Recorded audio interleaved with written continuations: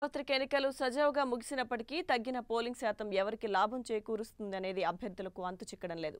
గతంతో పోలిస్తే కరీంనగర్, పెద్దపల్లి పార్లమెంట్ పరిధిలో పోలింగ్ శాతం ఊహించని రీతిలో తగ్గింది. అయితే తగ్గిన పోలింగ్ ఎవరిని గెలిపిస్తుంది, ఎవరిని ఓటమి పాలు చేస్తుంది, ఎక్కడ ఓట్లు తగ్గాయి, ఎక్కడ పెరిగాయి అనే అంచనాలు వేస్తూ ఎవరికి వారే గెలుపుపై ధీమా వ్యక్తం చేస్తున్నారు.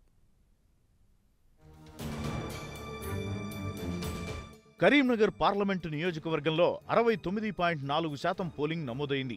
గ్రామీణ ప్రాంతాల్లో టీఆర్ఎస్ హవా కొనసాగింది. తెలంగాణ ప్రభుత్వం అమలు చేస్తున్న సంక్షేమ పథకాలు, ఆసరా పింఛన్లు, రైతు బంధు, రైతు బీమా ఓటర్లను పోలింగ్ కేంద్రాలకు తరలివచ్చేలా చేసింది. గ్రామీణ ప్రాంతాల్లో నమోదైన పోలింగ్ టీఆర్ఎస్ కు అనుకూలమని భావిస్తున్నారు ఆ పార్టీ నేతలు. కరీంనగర్ పట్టణ ప్రాంతాల్లో టీఆర్ఎస్ పార్టీ కొంత ఓటు బ్యాంకును కోల్పోయినప్పటికీ అంతిమ విజయం తమదే అంటూ ధీమా వ్యక్తం చేస్తున్నారు టీఆర్ఎస్ అభ్యర్థి వినోద్ కుమార్.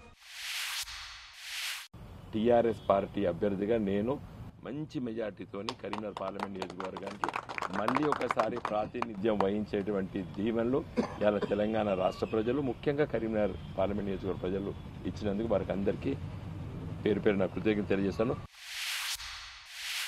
టీఆర్ఎస్ కు ఈసారి కరీంనగర్ లో బీజేపీ బలమైన పోటీనిచ్చింది. కరీంనగర్ సిటీలో గతంతో పోలిస్తే ఈసారి బీజేపీకి యువత ఓట్లు భారీగానే పడినట్లు అంచనాలు వేస్తున్నారు ఆ పార్టీ నేతలు.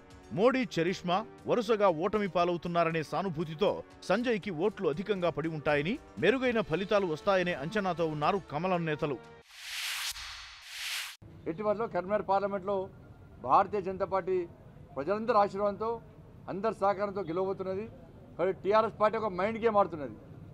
జెడ్పీటీసీ, ఎంపీటీసీ ఎన్నికలు దృష్టి పెట్టుకొని తిరిగి మళ్ళీ ప్రజల దృష్టిని మళ్లించడానికి వల్ల మేమే గెలుస్తున్నాం అని చెప్పి పటాకులు కలవడము, ఇది వాళ్ళ అహంకారానికి నిదర్శనం. ఇది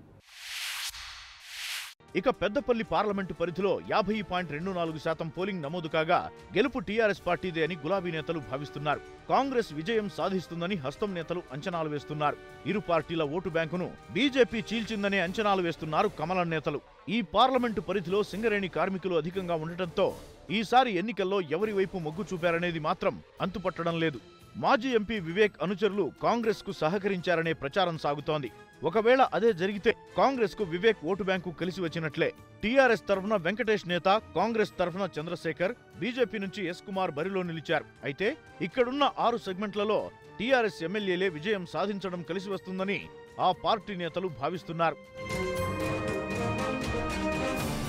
గత పార్లమెంటు ఎన్నికలతో పోలిస్తే పోలింగ్ శాతం తగ్గడంతో అభ్యర్థుల అంచనాలు తారుమారయ్యే అవకాశముంది. విజయం ఎవరిని వరిస్తుందో, ఎవరు ఓటమి పాలవుతారో, ఓటరు నాడి ఏ విధంగా ఉంటుందో తెలియాలంటే మాత్రం మే 23 వరకు ఆగాల్సిందే.